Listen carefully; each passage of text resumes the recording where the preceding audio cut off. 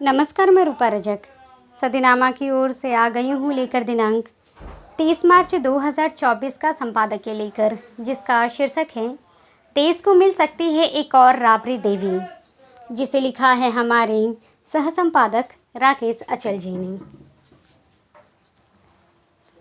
भारतीय राजनीति के बारे में बात कहें तो कुछ भी ना कहना ही सही है। उनके बाद ओडिशा में नंदिनी सत्यपथी को 1 साल के लिए 1972-1973 मुख्यमंत्री बनाया गया। भारत में पहले मुख्यमंत्री होना बड़ी बात नहीं है, लेकिन पति के उत्तराधिकारी के रूप में मुख्यमंत्री होना एक इतिहास है और देश को भी एक और राबड़ी देवी मिल सकती हैं। हमारा विषय आज इसी संबंध में रहा और जानते हैं इस संबंध में, इस विषय में क्या कहते हैं हमारे संपादक महोदय। भारतीय राजनीति में सत्ता के हस्तांतरण के अनेक रोचक उदाहरण हैं, लेकिन बिहार की श्रीमती राबड़ी देवी जैसा कोई नहीं। भारत में महिला मुख्यमंत्री होना बड़ी बात नहीं, लेकिन पति के उत्तराधिकारी के रूप में मुख्यमंत्री होना एक इतिहास है। भारत के राजनीतिक इतिहास में हमेशा अनूठा रचने वाले बिहार में 1997 में तत्कालीन मुख्यमंत्री लालू प्रसाद यादव को चारा घोटाला में सजा तौर पर जेल जाना पड़ा, तो उन्होंने अपनी पत्नी श्रीमती राबड़ी देवी को ही मुख्यमंत्री बना दिया था। अब यही हालत कमोवेश दिल्ली में मुख्यमंत्री अरविंद केजरीवाल की शराब घोटाले में गिरफ्तारी के बाद बन रहे हैं। अटकलें लगाई जा रही है कि यदि केजरीवाल को जमानत न मिली और यदि उन्हें अपने पद से इस्तीफा देना पड़ा तो श्रीमती सुनीता केजरीवाल को दिल्ली की राबड़ी देवी बनाया जा सकता है। कहने को तो भारत के मुख्यमंत्री श्री सुचेता कृपलानी रह चुकी हैं। उनके बाद देश के आधे दर्जन राज्यों में महिलाओं ने मुख्यमंत्री पद संभाला, लेकिन राबड़ी देवी कोई दूसरा नहीं बन पाया। सुचेता जी 1963 से 1967 तक उत्तर प्रदेश देश की मुख्यमंत्री रहीं। उनके बाद ओडिशा में नंदिनी सत्यपथी को 1 साल के लिए 1972 से 1973 मुख्यमंत्री बनाया गया।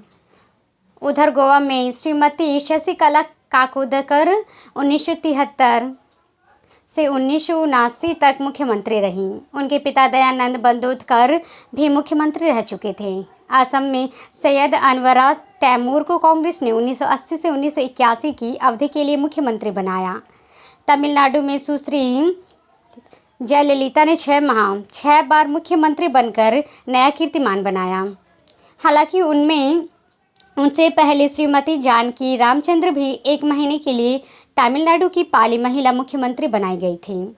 उत्तर प्रदेश में बसपा की मायावती ने 5 बार मुख्यमंत्री बनकर जयललिता का मुकाबला करने की कोशिश की। श्रीमती राजकुमार भट्ट भी 1996 से 1997 के बीच पंजाब की पहली मुख्यमंत्री बनी।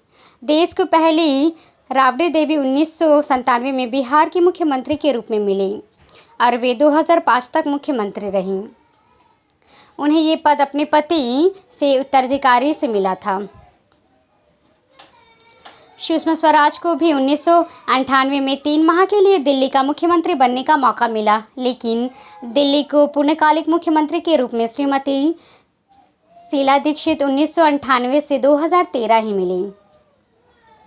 वे लगातार 2 बार दिल्ली की मुख्यमंत्री रहीं। श्रीमती शीला दीक्षित के बाद मप्र में 2003 में उमा भारती, राजस्थान में वसुंधरा राजे और बंगाल में ममता बनर्जी ने मुख्यमंत्री का पद संभाला। जम्मू कश्मीर में महबूबा मुफ्ती और गुजरात में ये सौभाग्य श्रीमती आनंदीबेन पटेल को मिली, लेकिन इनमें से किसी को कोई भी राबड़ी देवी की तरह मुख्यमंत्री नहीं बनाया गया। कुछ सीधे अपने चेहरे के आधार पर चुनाव लड़कर मुख्यमंत्री बनी और कुछ को राजनीतिक परिस्थितियों के तहत मजबूरी में मुख्यमंत्री बनाया गया।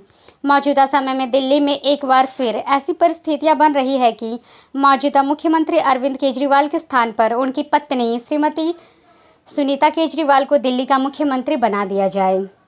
देश की पहली राबड़ी देवी एकदम घरेलू महिला थी। उनकी शिक्षा भी सांकेतिक थी। वे पहले कार्यकाल में तो गूंगी गुड़िया बनकर रही थी, लेकिन यदि श्रीमती सुनीता केजरीवाल दूसरी राबड़ी देवी बनती है तो वे उच्च शिक्षित हैं। वे IRS हैं। सुनीता को 20 साल से ज़्यादा सिविल सर्विस का भी अनुभव है। सुनीता केजरीवाल ने जूलॉजी में मास्टर्स डिग्री हासिल की है।